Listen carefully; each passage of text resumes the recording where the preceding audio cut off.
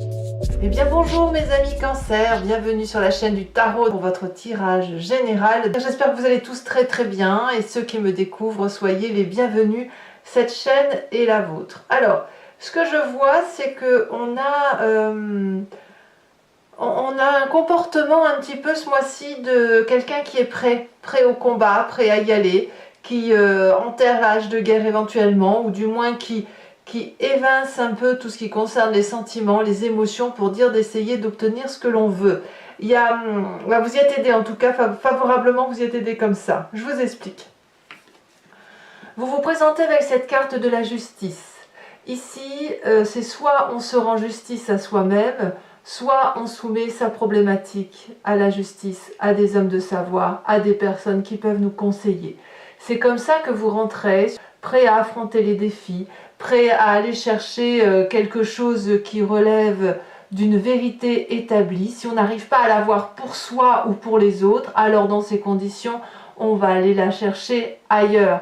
On va aller la chercher non pas dans les compromis, les malentendus, les compromis, il n'y a pas de compromis en fait. La justice, la carte de la justice, c'est celle qui est objective.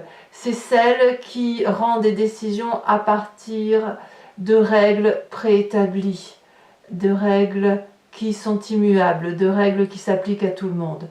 Vous avez cette soif de justice, de faire en sorte à ce que vous et les autres soyez tous à la même enseigne, avec cette volonté effectivement que chacun respecte ce qui a été établi ou ce qui est établi par tout le monde. Voilà. C'est aussi la carte qui va nous parler d'aujourd'hui de faire payer. Enfin, c'est la carte, comment je vais vous dire ça? C'est aussi la carte qui parle des conséquences de la vie. C'est-à-dire que tout ce que vous avez semé jusqu'à présent, eh bien on en paye les conséquences aujourd'hui. C'est celles qui vont produire leurs fruits en positif ou en négatif. C'est comme ça que vous démarrez. Alors bien évidemment, vous avez une énergie très favorable pour dire d'être dans cette énergie-là, enfin un environnement favorable, c'est cette reine d'épée. La reine d'épée, c'est celle qui prend des décisions très tranchées, c'est celle qui communique très vite au-delà des mots, c'est-à-dire qu'elle regarde, elle voit. La reine d'épée peut traduire un signe d'air qui soit le Gémeaux, la Balance ou le signe du Verseau. C'est une personne extrêmement intelligente, c'est une personne qui justement perçoit les choses avant même que les mots arrivent, qui a une communication directe, transcendantale, on va pas se mentir, c'est une personne qui est clairvoyante, c'est une personne aussi qui construit son intellect à partir de faits objectifs. Et ça va bien avec la carte de la justice. C'est-à-dire qu'on se rallie sur des faits, des actes pour prendre des décisions. Donc ça veut dire que la perception que l'on a des événements de vie ne peuvent être basées que sur des règles préétablies. Il n'y a pas de place au scepticisme, il n'y a pas de place à l'aura, il n'y a pas de place à tout ce qui relève de l'intuition. On n'est pas du tout dans cette énergie-là. Qu'est-ce qu'on a dans son présent? Dans son présent, on a cette roi de bâton qui va nous parler. Donc le roi de bâton, c'est un signe de feu qui puisse être bélier, lion, sagittaire. C'est quelqu'un qui est assez charismatique en ce sens que c'est le leader, c'est le chef, c'est celui qui prend des décisions, c'est celui qui est entrepreneurial, c'est celui qui est leadership, c'est celui qui protège tout le monde, c'est celui qui n'a pas peur en fait. Le roi de bâton, c'est vraiment celui qui a une vision tellement lointaine, avec tellement de possibilités, que chaque fois qu'il termine une action, eh bien c'est une nouvelle action qui se remet en marche. C'est une figure de style, ce roi de bâton. Il est à la fois impressionnant parce qu'il porte sur lui les stigmates de sa vie, et en même temps, il est impressionnant de courage et de détermination. Donc vous avez quand même deux éléments forts autour de vous qui font que les décisions se prennent de façon particulièrement tranchée, avec le fait de prendre acte des conséquences de ces actions. Que ce soit la reine d'épée qui va trancher par rapport à des faits, ce roi de bâton qui n'a que faire à la limite des faits, mais qui tient compte des faits pour aller de l'avant, vous êtes plutôt dans le jugement. Voilà, dans le jugement de objectif ou subjectif, mais vous y êtes. Mais je crois que vous êtes objectif parce que quand même, on est très très rattaché quand même à deux personnages très très puissants sur son moi. Alors, tout ça c'est bon pour votre inconscient qui vibre de façon mécanique sans même que vous en ayez conscience, c'est le cas de le dire. Ça vous vient de votre génétique, ça vous vient des grands événements majeurs de votre vie qui font que vous fonctionnez de telle ou de telle façon par rapport à votre vécu. Et là, votre inconscient, eh bien, il semble réparé. Vous voyez, cette 3 d'épée inversée, elle veut dire que quelque part, on n'a pas de chagrin, on n'est pas dans la haine, on n'est pas dans la colère, on n'est pas dans la vengeance, on est plutôt dans une émotion qui est canalisée, qui n'est pas oppressée non plus, mais qui est apaisée. Donc on a le fait d'être dans cette énergie de justice qui nous est rendue ou que l'on se rend, nous fait du bien.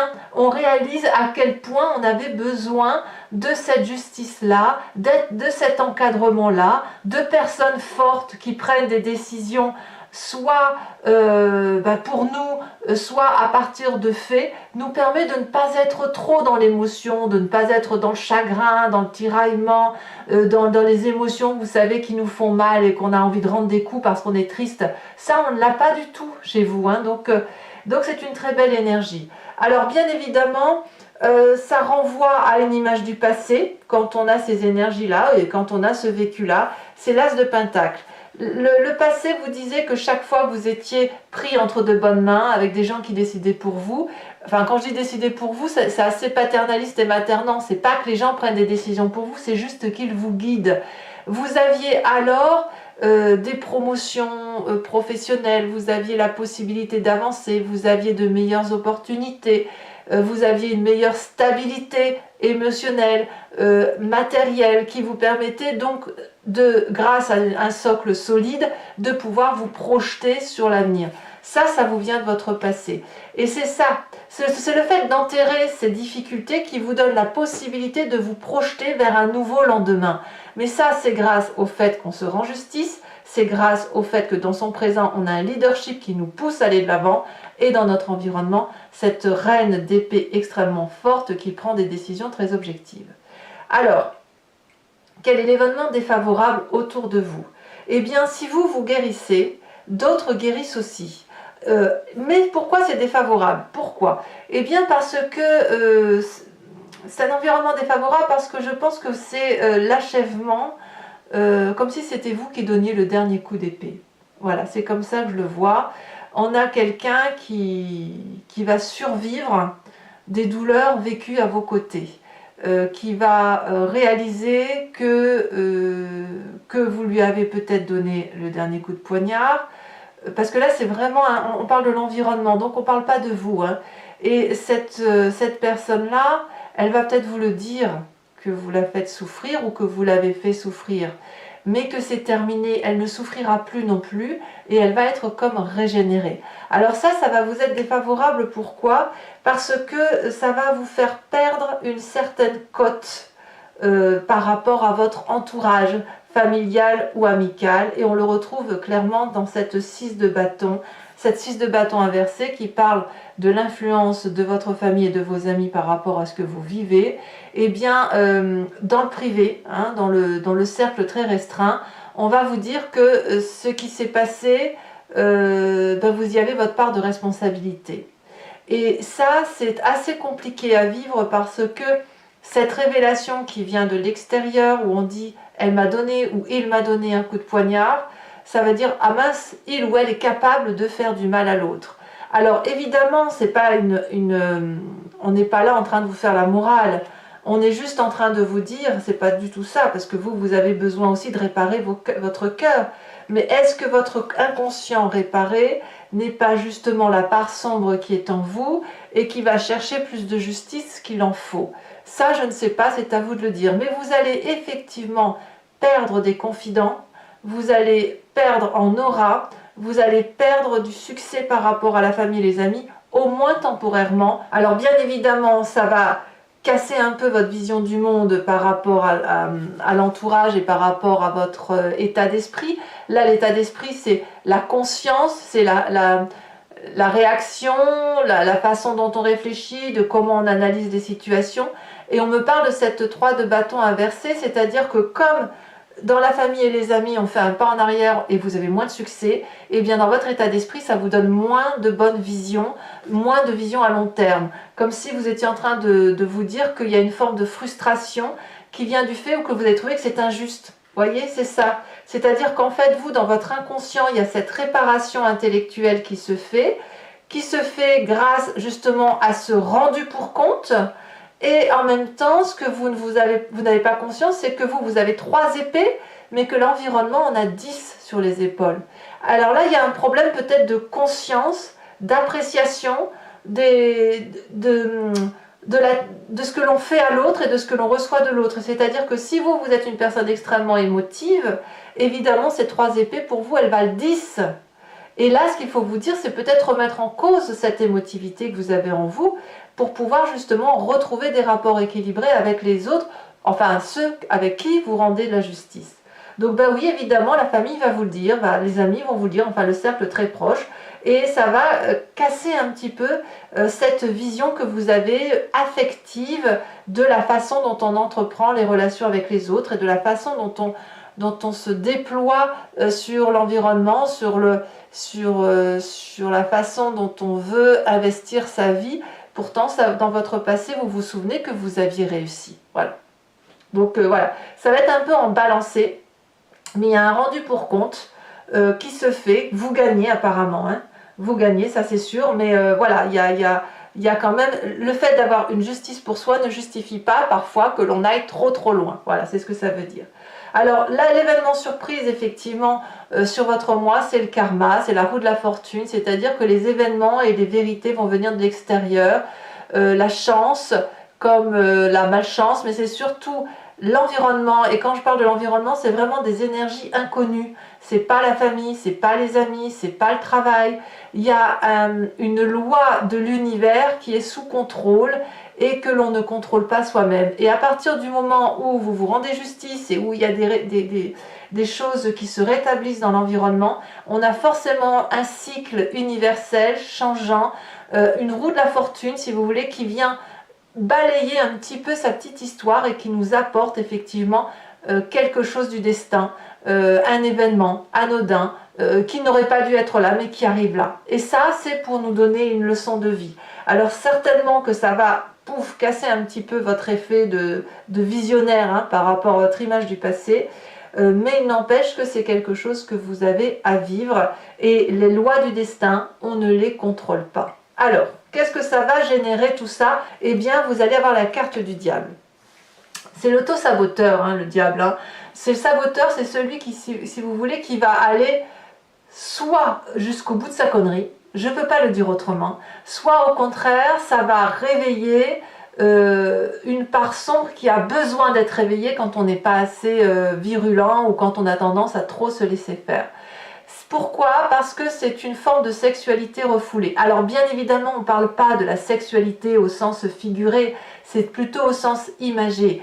On va parler plutôt de l'obsession, de l'attachement à arriver à ses fins, d'un fantasme, d'une énergie qui peut être assez toxique si elle reste dans la tête sans être évacuée. Ça peut être aussi une forme d'addiction. La carte du diable, quand on dit que c'est l'auto-sabotage, c'est-à-dire que le fait de ne pas avoir ce que l'on veut ou tout ce que l'on veut fait que l'on va créer des fantasmes, des idées, des attachements que l'on ne ferait pas d'habitude.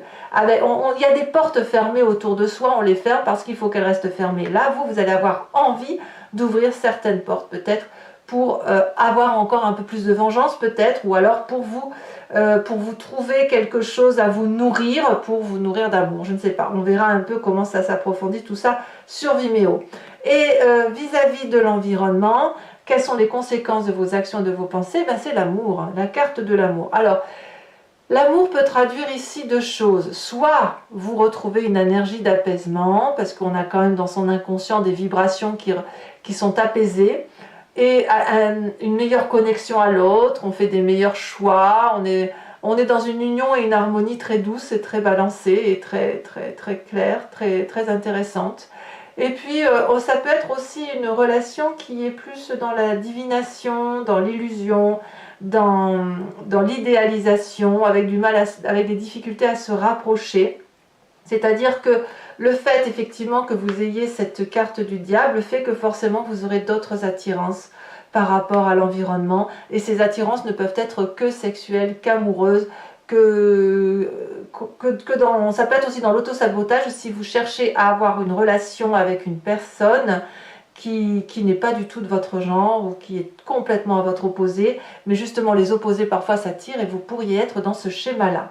Voilà mes amis Cancer, nous allons ici approfondir avec le tarot des 78 portes et je vais faire son approfondissement sur Vimeo. Donc je vais m'expliquer pour ceux qui ne me connaissent pas. Je recouvre tout le jeu et je fais cette lecture sur un site qui s'appelle Vimeo. Si ce tirage résonne en vous, n'hésitez pas à cliquer sur le lien dans la description. Vous êtes renvoyé sur le site en question et vous pouvez donc choisir sur la location pour avoir accès à cette vidéo. Vous pouvez aussi vous abonner tous les mois, hein, ça se renouvelle, avec cette liberté aussi de l'annuler à chaque instant, de ne rien prendre et de rester sur la location. Mais l'abonnement vous donne aussi accès à des tirages sentimentaux, voilà, des tirages qui sont exclusivement sur Vimeo.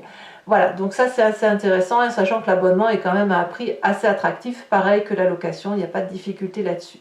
Voilà, donc on va tout de suite commencer et c'est parti.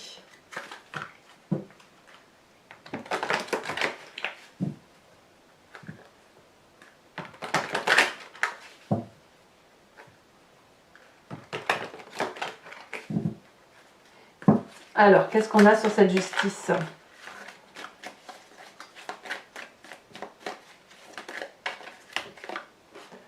On a la 6 de denier.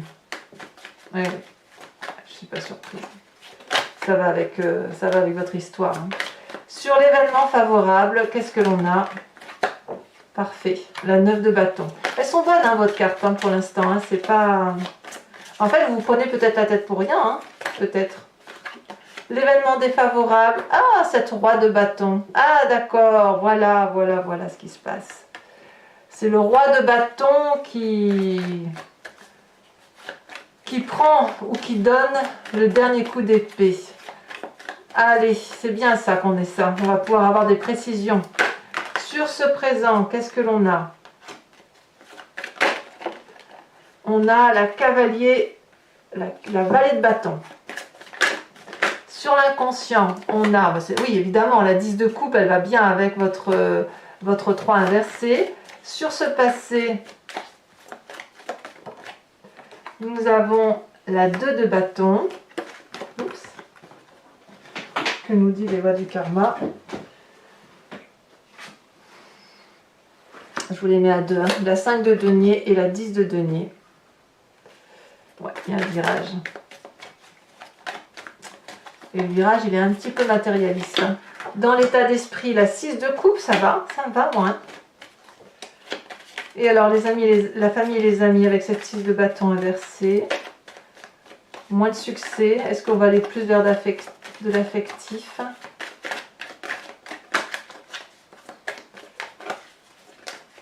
Ici, oh, on en a 2. On a la carte de la tempérance et on a la carte du chevalier de bâton. Ici, eh oui, votre état d'esprit, les conséquences de vos actions et de vos pensées sur le diable, on a la 8 de coupe. Et sur l'environnement, ce sera la 4 de denier. Alors, je vous tire également 5 cartes du grand jeu de Mademoiselle Lenormand. Donc, posez-vous une question par rapport à ce tirage. Ou alors, vous vous inspirez de ce tirage pour vous imprégner de votre histoire. Et moi, je vais tirer 5 cartes et je vais faire la lecture sur Vimeo. Je vais répondre à la question, même si c'est de façon détournée, ça sera répondu avec le grand jeu de Mademoiselle Lenormand. Allez, c'est parti.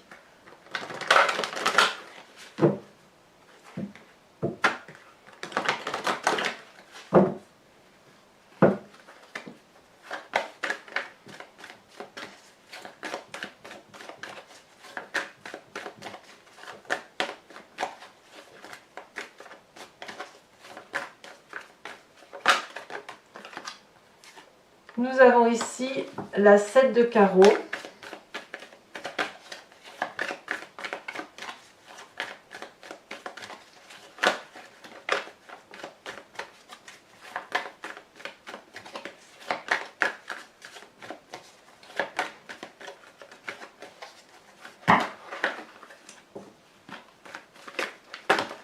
Ah bah alors, allez, un message clair pour mes amis Cancer.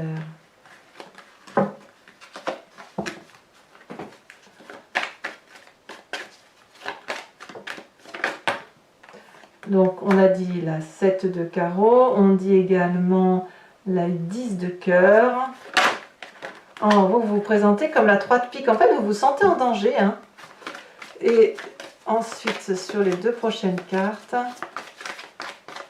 vous êtes toutes, en fait vous êtes en défense absolue, vous êtes en mécanisme d'autodéfense. Allez, deux autres cartes. Nous avons ici la 9 de trèfle, ça c'est bien. Et la dernière, elle s'est retournée, je vais prendre celle-là. On a la roi de carreau. Allez, je vais également tirer 3 cartes au H pour chacun des décans. Carte socle, carte support, pour effectivement vous donner un conseil, voir un petit peu les énergies qui semblent véhiculer sur le mois pour chacun des décans. Hop. Allez, encore une fois.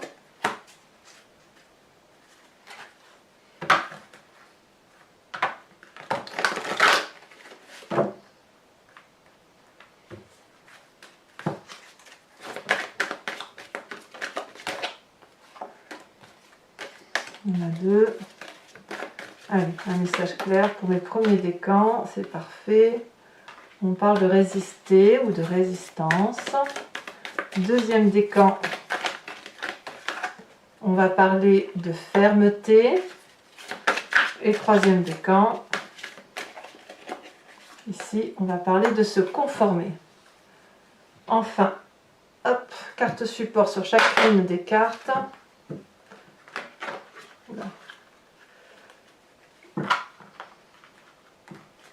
Eh bien, je ne tiens pas dans les mains.